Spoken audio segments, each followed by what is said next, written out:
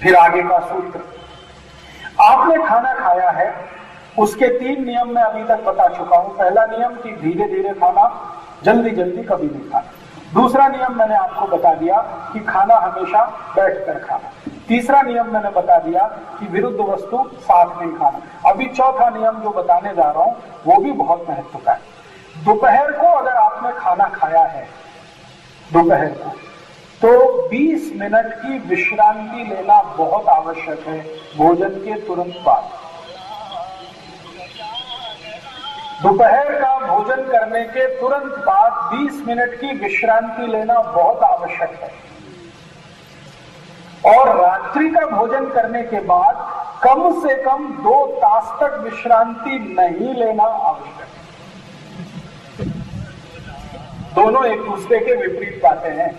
दोपहर का भोजन किया तो आपको तुरंत विश्रांति लेनी ही चाहिए, कोई काम करना नहीं, भोजन करते ही विश्रांति।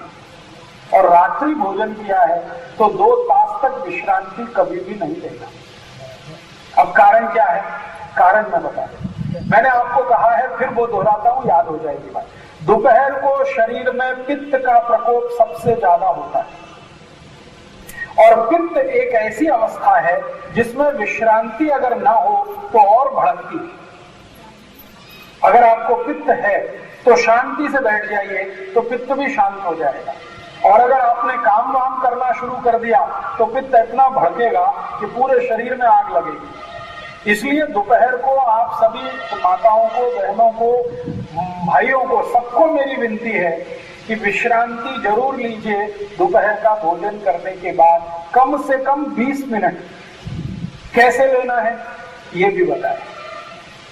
दोपहर को विश्रांति जो लेनी है वो आपकी ये जो लेफ्ट साइड है ना, मराठी में डाबा बाजू कहते हैं, डाबा, ये जो डाबा बाजू है आपका लेफ्ट साइड, ये साइड में विश्रांति लेना इस तरह से। इसको एक बहुत सुंदर शब्द के रूप में कहा गया वाम कुक्षी। वाम कुक्षी माने, वाम माने लेफ्ट, लेफ्ट साइड में लेट के सोना 20 मिनट। आप बोलेंगे जी झोंक आ गई तो ले लेना। अगर झोंक आ गई तो ले लेना, क्या फायदा है उसका वो मैं बताता हूं। रात्रि को 6 तास की झोंक और दोपहर को वाम कुक्षी में 40 मिनट से 1 घंटे की झोंक, दोनों बराबर। दोपहर को वाम कुक्षी के समय अगर 1 तास की नींद आई है उसका उतना ही लाभ है शरीर को जितना रात्रि की 6 तास की झोंक का होता है। इसलिए आप सभी को मेरी विनती है, सब काम छोड़कर भोजन के तुरंत बाद विश्रांति ले लीजिए। कोई भी काम इतना जरूरी नहीं है आपकी जिंदगी में जितना जरूरी आपका शरीर। अब आप में से कुछ लोग ऐसे होंगे जो ये कह सकते हैं कि जी हम तो सर्विस में हैं, बैंक में काम करते हैं, बीमा कंपनी में काम करते हैं, रेलवे में काम करते हैं, या स्कूल में पढ़ाते हैं, अध्यापक हैं, हम कैसे विश्रांति लेंगे दोपहर को भोजन के बाद? तो आपकी तो समस्या है। लेकिन मैं आपको एक सच्ची जानकारी और आपको मजा आए ऐसी जानकारी देना चाहता हूं। एक छोटा सा देश है, उसका नाम है ऑस्ट्रेलिया। ऐसे ही एक छोटा सा देश है, उसका नाम है ब्राजील। एक देश है, उसका नाम है मैक्सिको। ऐसे दुनिया में 23 देश हैं जहां की सरकारों ने दोपहर के भोजन के बाद 20 मिनट की विश्रांति का कानून बना दिया। कानून बना दिया, कानून, लॉ। उनके देश में कोई भी कंपनी में दोपहर के भोजन के बाद 20 मिनट की विश्रांति अगर नहीं होगी तो कंपनी का रजिस्ट्रेशन सरकार कैंसिल कर देती है। भारत में कब होगा?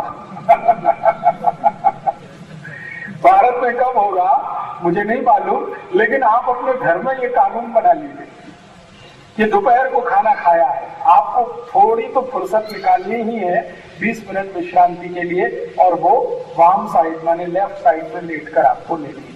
क्योंकि मैंने आपसे कहा है दोपहर को पित्त बहुत तीव्र होता है, पित्त की तीव्रता में भोजन ठीक से नहीं पचता, इसलिए पित्त भी शांत रहे तभी भोजन अच्छे से पचेगा।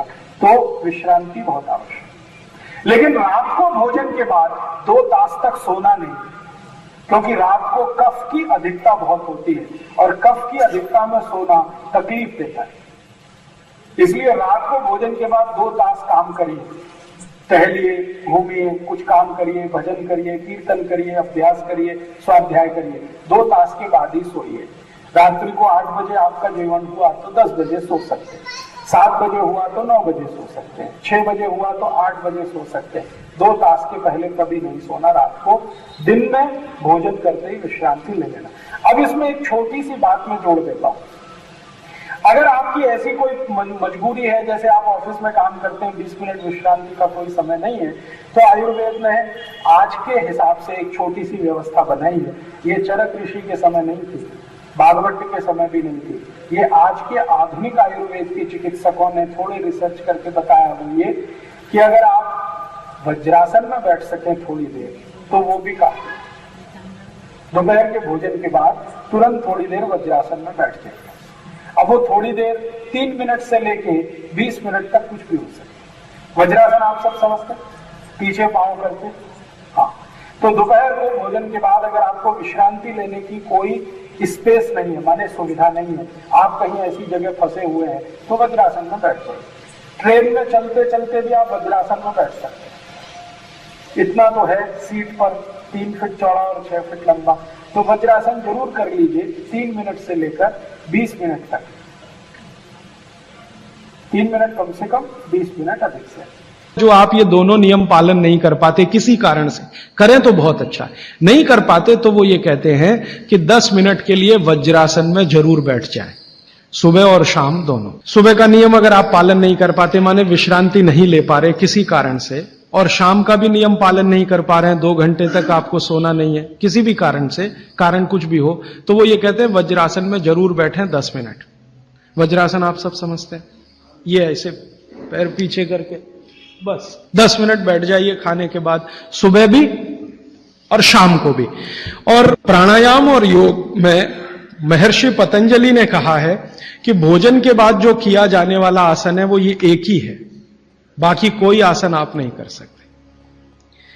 और महर्षि पतंजलि कहते हैं, महर्षि पतंजलि वाग्भट के बाद के हैं, महर्षि पतंजलि कहते हैं कि अगर वज्रासन में कोई बैठता है तो शरीर बिल्कुल वज्र के जैसा ही होता है। वज्र आप समझते हैं, एकदम कठोर मजबूत। अब मैंने हिंदुस्तान के कई लोगों को देखा, गांधी जी को तो मेरे आंखों से नहीं देखा, शोभाकांत जी ने देखा है। गांधी जी घंटों घंटों वज्रासन में बैठते थे, घंटों घंटों घंटों घंटों। और आप देखो एकदम पतला दुबला शरीर और अंग्रेजों की लाठी खाने को हमेशा तैयार। वो वज्रासन की कृपा है गांधी जी। गांधी जी कोई आसन नहीं करते थे, कोई प्राणायाम नहीं करते थे, सुबह घूमने जरूर जाते थे, लेकिन हमेशा ये वज्रासन में जब मौका मिला बैठ गए, जब मौका मिला बैठ गए। और घंटों घंटों 3-3 घंटे तो लोगों ने उनको देखा बिना हिले डुले वज्रासन में बैठ के चिट्ठी लिख रहे, किताब पढ़ रहे वगैरह वगैरह।